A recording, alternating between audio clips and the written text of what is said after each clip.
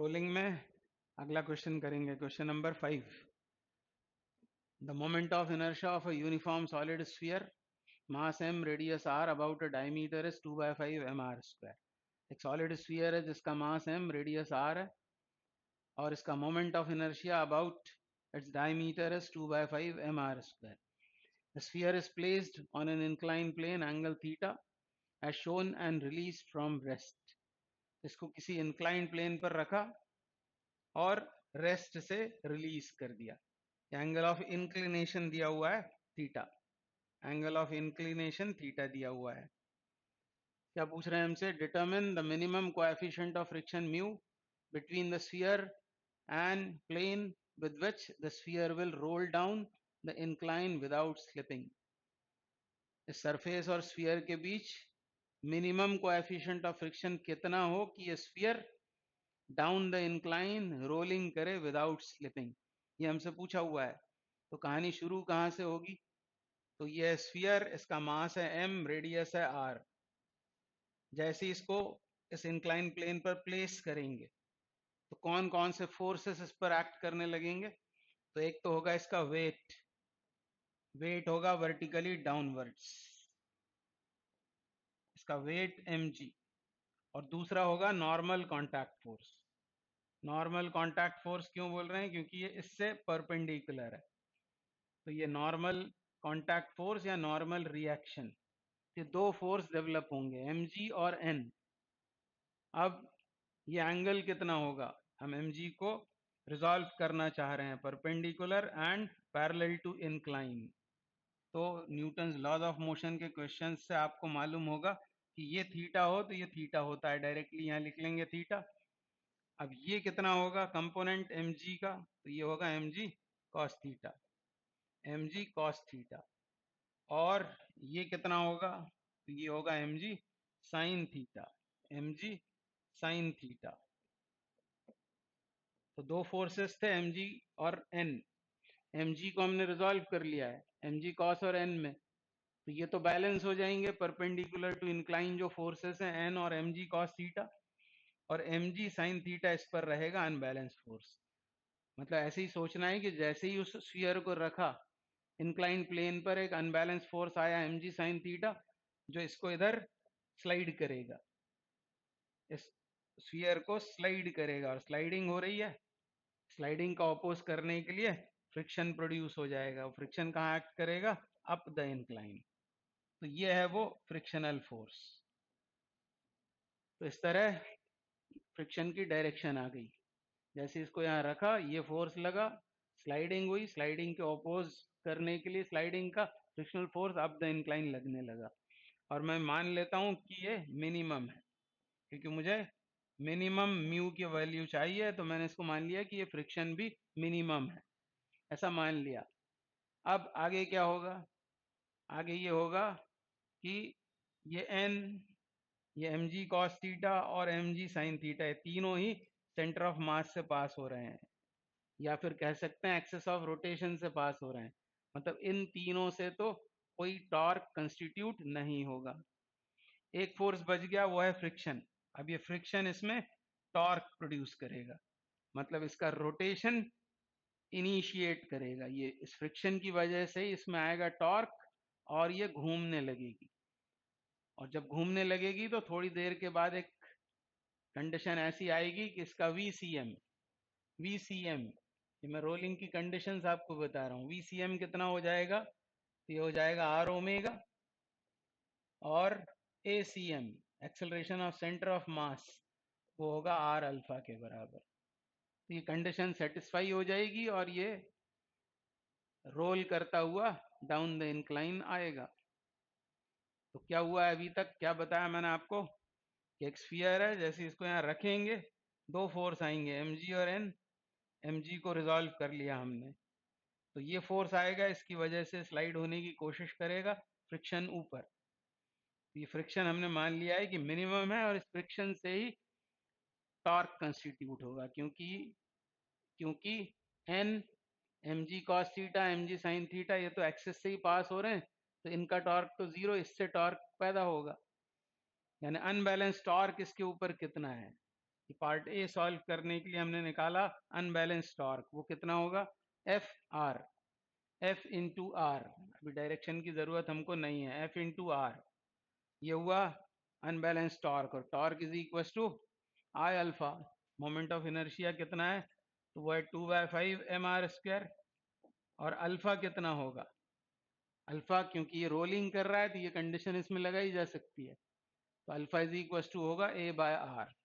A by R ये है तो एक्सेलरेशन सेंटर ऑफ मास का, एसीएम ना लिखकर मैंने ए लिख दिया है। तो ऐसी इक्वेशन बनेगी, इसमें ये आर इससे कैंसिल, ये आर इससे कैंसिल, तो ये आ गया मिनिमम फ्रिक्शन। कितना है minimum friction, 2/5 M A, 2/5 M A, ये है मिनिमम फ्रिक्शन। पर नोन जो क्वांटिटीज हैं वो क्या है, एम आर और थीटा, इन्हीं की टर्म्स में आंसर्स आने चाहिए। तो अभी ए तो हमको नहीं पता है, तो ये अभी आंसर नहीं है हमारा। अब इसके लिए हमको क्या करना पड़ेगा, आगे बढ़ना पड़ेगा। अब इसके ऊपर अनबैलेंस फोर्स कितना है, तो M G cos theta N तो बैलेंस हो गए हैं, अनबैलेंस फोर्स है इसके ऊपर M G sine theta minus F. Unbalance force या नेट फोर्स, मैं बना रहा हूं ट्रांसलेशन की इक्वेशन, जैसी ये रोटेशन की बनाई है वैसी ट्रांसलेशन की इक्वेशन। तो क्या लिखना पड़ेगा हमको, M G sine theta, down the incline M G sine theta लग रहा है, और अप द इंक्लाइन है वो मिनिमम फ्रिक्शन एफ, और ये होगा एम ए के बराबर, ये होगा एम ए के बराबर। और एफ की जगह 2/5 एम ए यहाँ सब्सटीट्यूट कर लेते हैं, M G sine theta minus 2/5 M A is equal to M A. और इसको ले जाते हैं आरएचएस में, तो कितना हो जाएगा एलसीएम लेने पर 7/5। Therefore M G sine theta is equal to कितना हो गया, 7/5 एम ए, 7/5 एम ए, ये एम कैंसिल आउट, तो ए मिल गया हमको in terms of known quantities. A equals to कितना हो जाएगा, ये 5/7 जी साइन थीटा। और इसको यहाँ सब्सटीट्यूट कर लेंगे, इसको यहाँ सब्सटीट्यूट कर लेंगे, तो हमको मिल गया मिनिमम फ्रिक्शन। कितना हो गया, देयरफॉर फ्रॉम वन कितना हो गया, ये एफ इक्वल्स 2/5 एम, और ये ए 5/7 जी साइन थीटा। तो ये 5 से 5 कैंसिल आउट हुआ, तो ये बना 2/7 M G sine theta, M G sine theta. तो रोलिंग अब जेई मेन में है, सॉरी जेई मेन से हट गया है, एडवांस में तो अभी भी है, नीट से भी हट गया है। पर ऐसे कई सारे क्वेश्चंस हैं जो मैं आपके साथ डिस्कस करूंगा जिसमें रोलिंग का नाम लिए बगैर रोलिंग के कंसेप्ट लगेंगे। तो इसलिए ये मानते हुए कि नहीं हटाया, आपको रोलिंग को जरूर सॉल्व करना चाहिए, क्योंकि रोलिंग के बगैर रोटेशनल मोशन अधूरा सा है और इंटरेस्टिंग भी बहुत है। आप इसको एंजॉय करेंगे यदि आपको समझ में आ जाता है तो करना चाहिए आपको क्वेश्चंस। तो इस तरह से ये निकला हमारे पास में मिनिमम फ्रिक्शन। कितना आ गया minimum friction, 2/7 M G sine theta. एक बात और कि इस तरह के क्वेश्चन जब आप करते हैं लॉन्ग आंसर टाइप, तो इसमें कई सारे ऑब्जेक्टिव्स छुपे रहते हैं। जब आप गाइड वाइड सॉल्व करेंगे आप देखेंगे कि ये क्वेश्चन पूछा हुआ है हमसे, इसका एक्सेलरेशन कितना होगा, या फिर मिनिमम फ्रिक्शनल फोर्स कितना होगा, ये हमसे पूछा हुआ है। तो दो ऑब्जेक्टिव तो यही होगा, ये आपको मिलेंगे, ये सब तरह की किताबों में आपको ये मिलेंगे। तो एक बड़ा क्वेश्चन करना मतलब कई सारे ऑब्जेक्टिव सॉल्व करने जैसा होता है, इसलिए इन क्वेश्चंस को छोड़ना नहीं है। यही प्रीवियस ईयर के जो क्वेश्चंस हैं उनको भी। अब क्या पूछ रहे हैं हमसे आगे, आगे अभी ये खत्म नहीं हुई है कहानी, हमसे तो पूछा हुआ था मिनिमम कोएफिशिएंट ऑफ फ्रिक्शन। तो अब जो फ्रिक्शन यहाँ प्रोड्यूस हो सकता है, मतलब मैं बात कर रहा हूँ लिमिटिंग फ्रिक्शन की, वो लिमिटिंग फ्रिक्शन कितना हो सकता है इस सरफेस और स्फीयर के बीच में, तो वो हो सकता है म्यू एन के बराबर। और नॉर्मल रिएक्शन कितनी है, वो है एम जी कॉस थीटा, मतलब लिमिटिंग फ्रिक्शन होगा mu M G cos theta. मतलब ये है फ्रिक्शन जो अवेलेबल है between the sphere and the surface. और रिक्वायर्ड ये है 2/7 mg sin थीटा, ये रिक्वायर्ड है और वो है अवेलेबल। तो इस तरह से ये रोलिंग कर पाएगा जब क्या होगा, mu M G cos theta, mu M G cos theta जो अवेलेबल है फ्रिक्शन वो कैसा हो, ज्यादा हो या कम से कम बराबर हो किसके, जो रिक्वायर्ड है 2/7 mg sin थीटा के, ऐसा बोल सकते हैं। और इसको फिर हम म्यू के लिए सॉल्व कर लेंगे तो हमको म्यू मिनिमम मिल जाएगा। अब m से डिवाइड कर देते हैं दोनों इक्वेशंस को m से डिवाइड कर देंगे तो क्या होगा, दोनों तरफ से m हट जाएगा, g से डिवाइड कर दें तो g भी हट जाएगा। और अब cos थीटा से डिवाइड कर दें तो इधर बचता है mu must be greater than और इक्वल टू, क्या होगा 2/7 cos से डिवाइड किया है तो ये तो 1 हो गया, इधर tan हो जाएगा ये। तो म्यू को कैसा होना चाहिए, ग्रेटर देन और इक्वल टू 2/7 tan थीटा। तो म्यू मिनिमम कितना होना चाहिए, म्यू मिनिमम होना चाहिए, मिनिमम के लिए इसको इक्वल कर लो तो 2/7 tan थीटा। तो ये फाइनल आंसर है। मतलब एक ही क्वेश्चन में इस तरह से ये 3 ऑब्जेक्टिव टाइप क्वेश्चंस बन गए हैं। और चौथा ये आ रहा है बी, क्या बोल रहे हैं, म्यू वर जीरो, यदि मान लो म्यू जीरो है मतलब ये सरफेस कैसी है, smooth, would the speed of the sphere at the bottom be greater, smaller or the same as in part A? Explain your answer. हमसे क्या कह रहे हैं कि यदि ये सरफेस स्मूथ है तो इस स्फीयर की जो स्पीड होगी बॉटम में वो पहले वाले केस से जब वो रोलिंग कर रहा है उससे ग्रेटर होगी, स्मॉलर होगी या सेम होगी। तो क्या आता है दिमाग में आपके, इसको हमको एनर्जी कंजर्वेशन से सॉल्व करना पड़ेगा। मान लो इनिशियली ये स्फीयर है एच हाइट पर, किस हाइट पर है, एच हाइट पर। तो जब वो रेस्ट में है उसके पास सिर्फ पोटेंशियल एनर्जी है, सिर्फ पोटेंशियल एनर्जी है। तो जब वो नीचे तक आएगा तो ये होगी loss in potential energy is equal to kinetic energy में इंक्रीज। तो जब रोलिंग हो रही होगी तब क्या होगा, ये एनर्जी शेयर होगी between kinetic energy of kinetic energy of translation plus kinetic energy of rotation, उसमें शेयर होगी। जबकि यदि ये स्मूथ है तो क्या होगा, ये फ्रिक्शन नहीं होगा, फ्रिक्शन नहीं होगा तो टॉर्क नहीं होगा, और टॉर्क नहीं होगा तो इसका रोटेशन नहीं होगा, ये सिर्फ स्लिप करती हुई नीचे आएगी, ट्रांसलेट होती हुई नीचे आएगी। तब भी एनर्जी का लॉस वो कितना होगा, पोटेंशियल एनर्जी का लॉस वो होगा mgh। और अब की बार यहाँ जो होगी एनर्जी वो सिर्फ कौन सी होगी, वो होगी ट्रांसलेशन की काइनेटिक एनर्जी, मतलब mv1 स्क्वायर ऐसी होगी। तो आप देख रहे हैं कि यहाँ ये एनर्जी शेयर हुई थी दोनों में, जबकि यहाँ पूरी पूरी एनर्जी सिर्फ कौन सी है, काइनेटिक, यानी स्पीड को ग्रेटर होना पड़ेगा। तो इस तरह लॉजिक लगा के इसका आंसर करेंगे, ये होगा ग्रेटर, और इसमें हमको लगाना पड़ा कंजर्वेशन ऑफ मैकेनिकल एनर्जी। तो ये इस क्वेश्चन के आंसर्स हैं। अभी next question, question number 6। A uniform cylinder of mass m and radius r is initially at rest on a rough horizontal surface। एक सिलेंडर है जिसका मास m, रेडियस r है, और इसको किसी रफ हॉरिजॉन्टल सरफेस पर रेस्ट में रखा हुआ है। ये दिखाया हुआ है सिलेंडर, उसका ये क्रॉस सेक्शन है सिलेंडर का। The moment of inertia of a cylinder about its axis is half mr²। ये होती है उसकी एक्सिस ऑफ रोटेशन, और उसके अबाउट मोमेंट ऑफ इनर्शिया दिया हुआ है half mr²। A string which is wrapped around the cylinder is pulled upwards with a force T whose magnitude is 0.6 mg and whose direction is maintained vertically upward at all times। इस cylinder के ऊपर एक string rap की हुई है और उस string से सिलेंडर पर वर्टिकल डायरेक्शन में एक फोर्स लगाते हैं T, जिसका मैग्नीट्यूड है 0.6 mg, और उसकी डायरेक्शन को हमेशा वर्टिकली अपवर्ड मेंटेन रखते हैं। In consequence, the cylinder both accelerates horizontally and slips।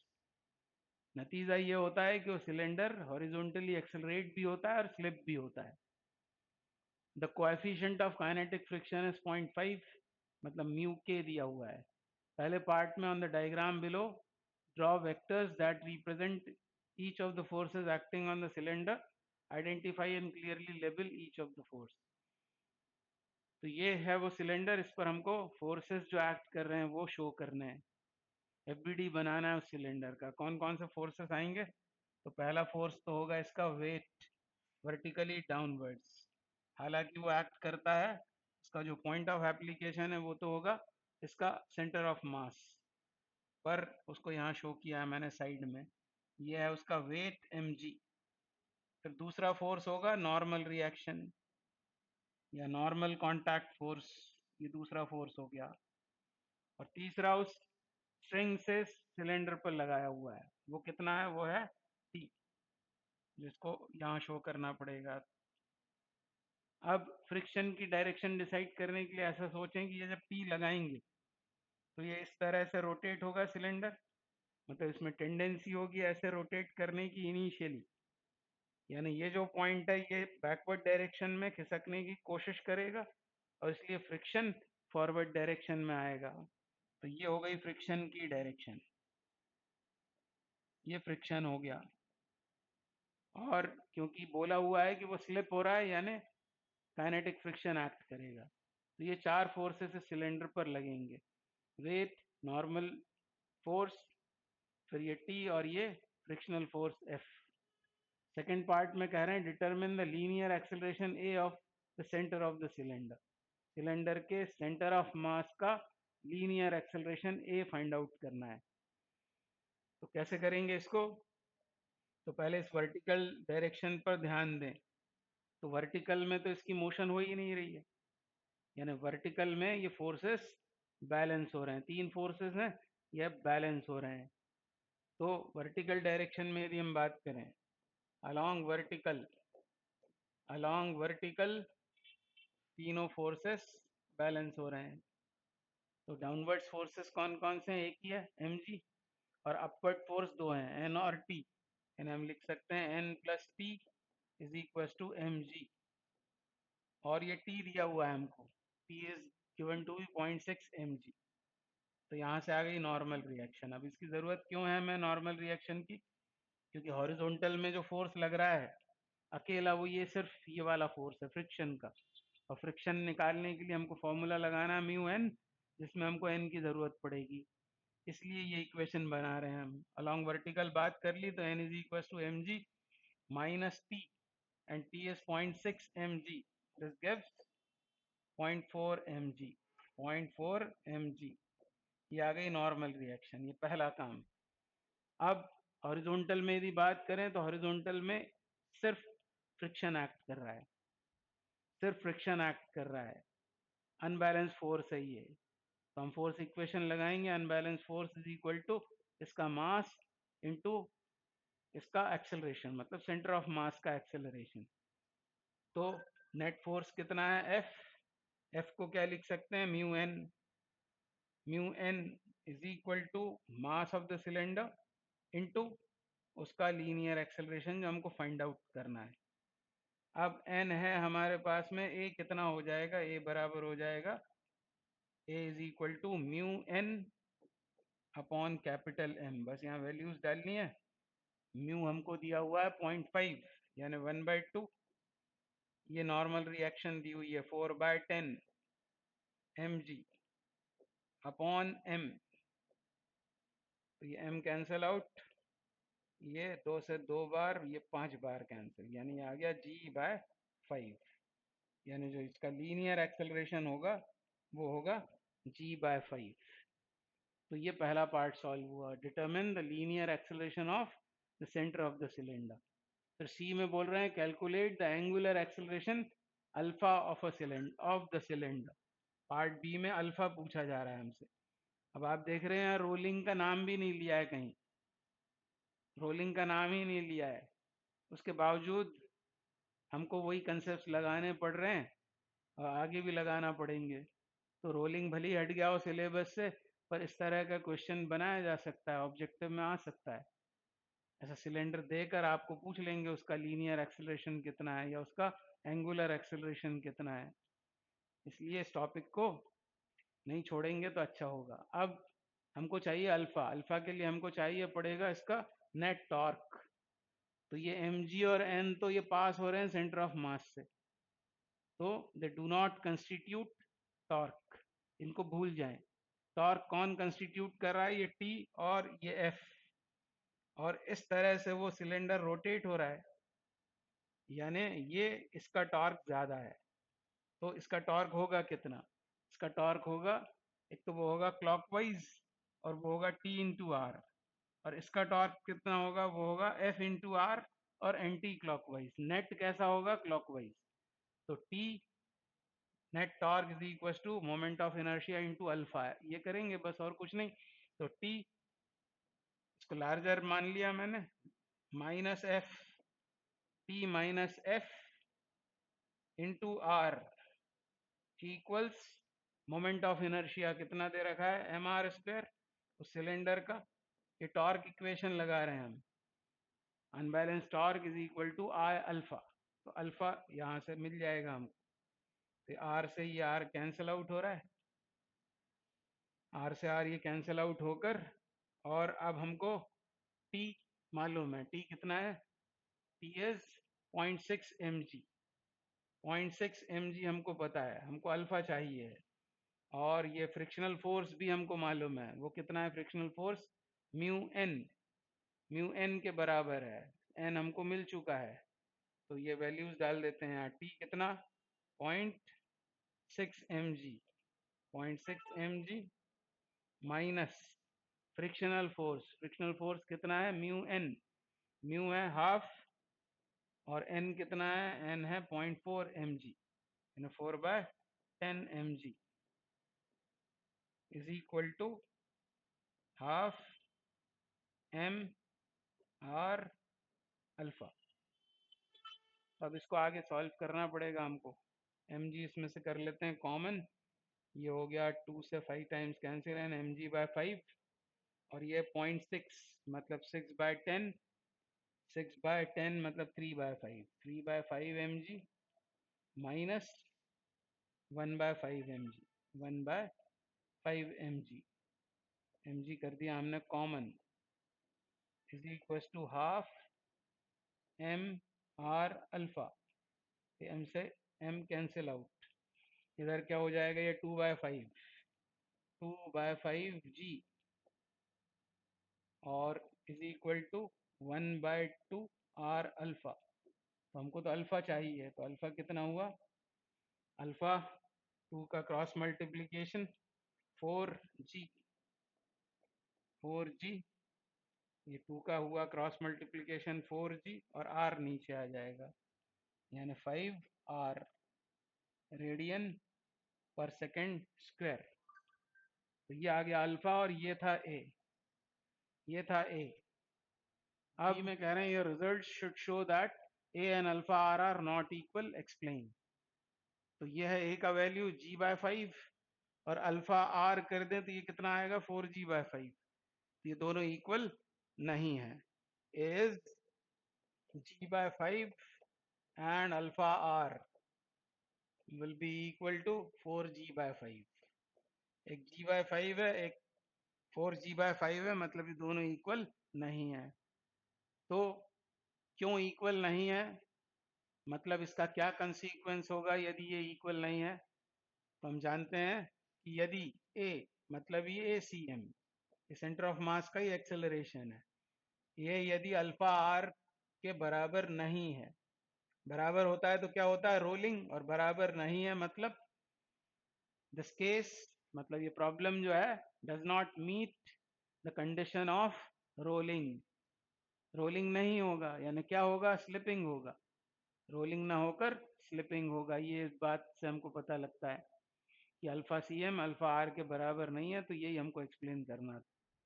तो अगला question, an incline plane makes an angle theta with horizontal, a solid sphere of radius r and mass m is initially at rest in the position shown, such that the lowest point of the sphere is at vertical height h above the base of the plane. The sphere is released and rolls down the plane without slipping. The moment of inertia of sphere about an axis through its center is 2/5 mr square. Express your answers in terms of m, r, h, g and theta. Part A, determine the following for the sphere when it is at the bottom of the plane. Its translational kinetic energy, its rotational kinetic energy. क्या है situation? एक incline plane है जिसका angle of inclination है theta, एक sphere दिया हुआ है जिसका मास है m, रेडियस है r, और इसको इंक्लाइन प्लेन पर रेस्ट में रखा हुआ है इस तरह कि इस स्फीयर का लोएस्ट पॉइंट इस इंक्लाइन प्लेन के बेस से h हाइट पर है. जब इस स्फीयर को रिलीज करते हैं तो ये प्योर रोलिंग करता है, मतलब rolling without slipping. The moment of inertia, sphere का मोमेंट ऑफ इनर्शिया दिया हुआ है 2/5.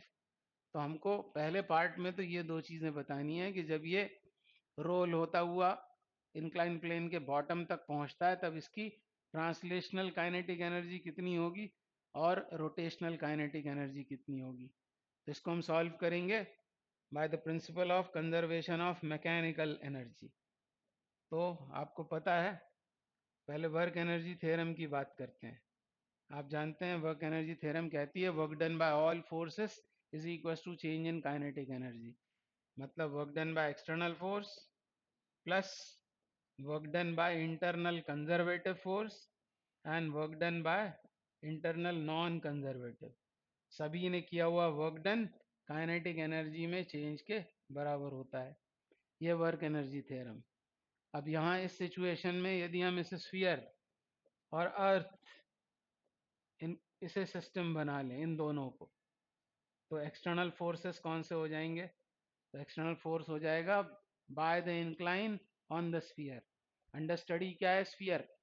तो स्फीयर पर इंक्लाइन प्लेन ने जो फोर्स लगाया, normal reaction, normal contact force, वो होगा एक्सटर्नल.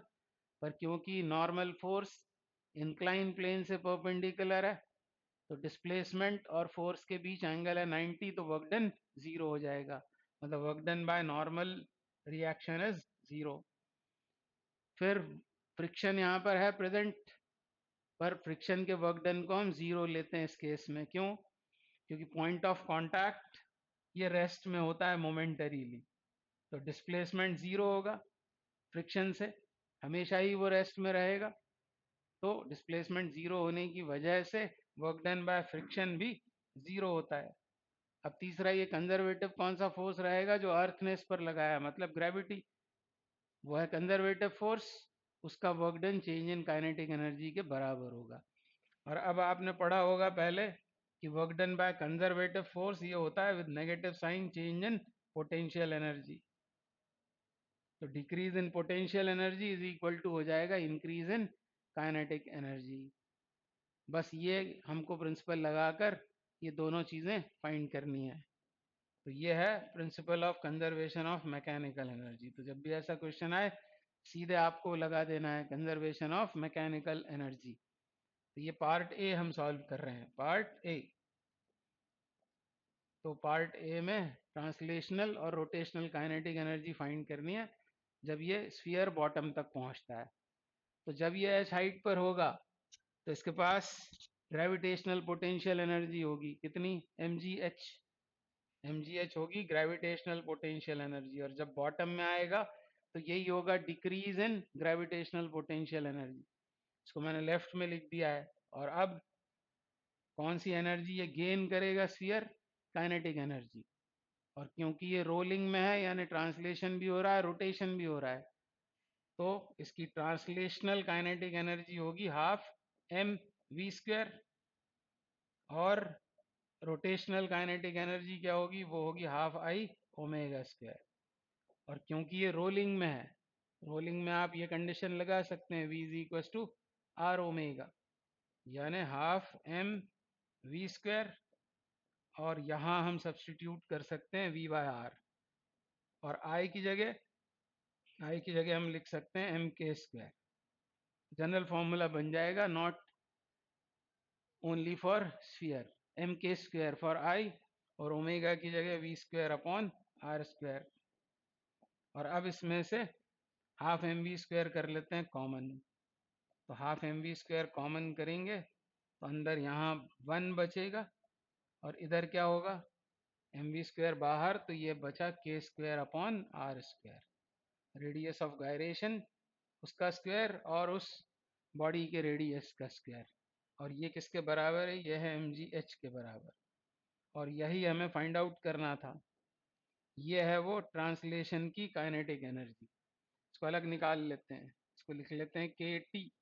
तो के टी इक्वल्स टू कितना हुआ, M G H upon 1 + K square upon R square, K square upon R square. अब स्फीयर के लिए यह moment of inertia 2/5 M R square, इसको इक्वेट कर दें एम के स्क्वायर से, तो के स्क्वायर आर स्क्वायर ये रेशो कितना हो जाएगा, ये हो जाएगा 2/5, यानी 2/5 सब्सटीट्यूट करना है, तो एम जी एच अपॉन 1 + 2/5, यानी कितना हुआ 7/5, और 5 रेसिप्रोकेट होकर ऊपर गया तो 5 mgh अपॉन 7, ये आ गई ट्रांसलेशन की काइनेटिक एनर्जी।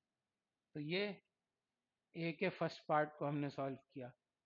अब यदि हमें चाहिए रोटेशनल काइनेटिक एनर्जी, तो फिर से इसी इक्वेशन में आएंगे। अब की बार v को यहाँ से एलिमिनेट करते हैं, v इज इक्वल टू डाल देंगे आर ओमेगा।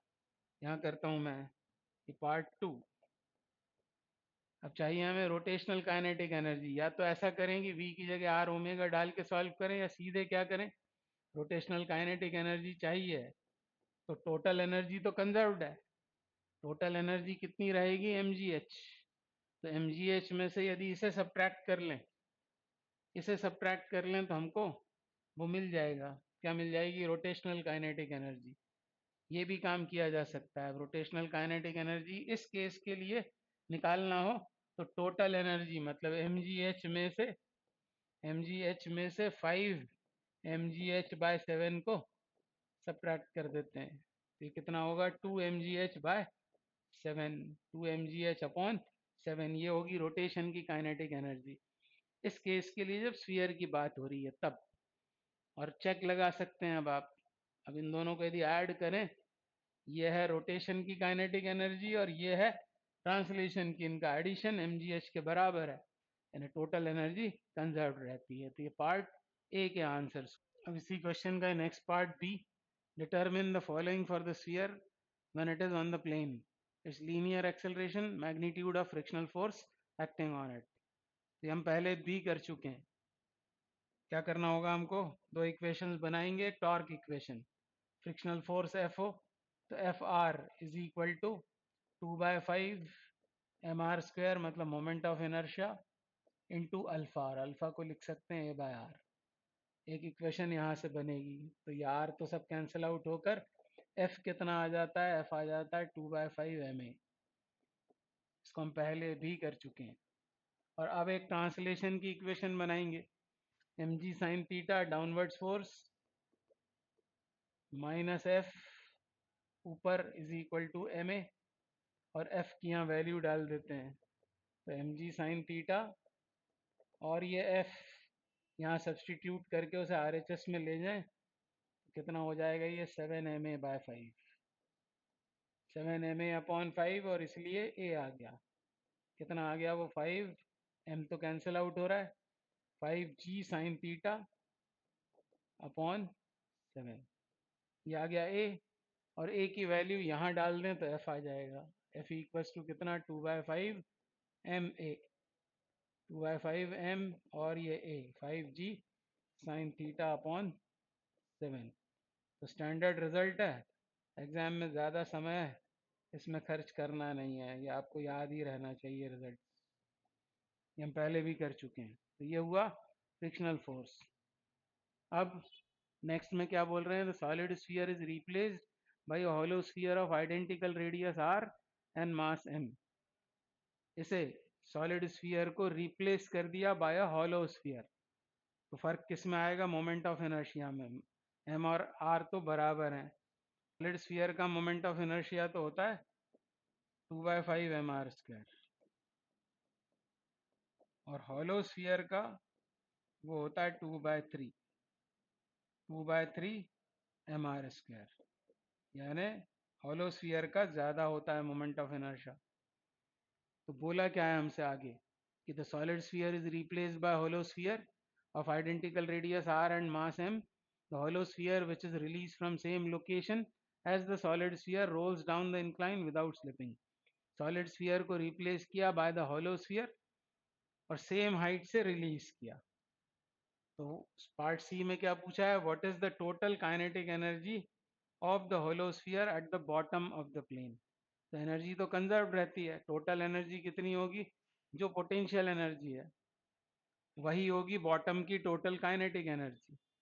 तो पोटेंशियल एनर्जी ये होगी kinetic energy at the bottom और पोटेंशियल एनर्जी कितनी है mgh. तो टोटल एनर्जी तो हमेशा पूरे समय कंजर्व रहती है और वो है mgh के बराबर. तो ये आंसर हुआ इसका.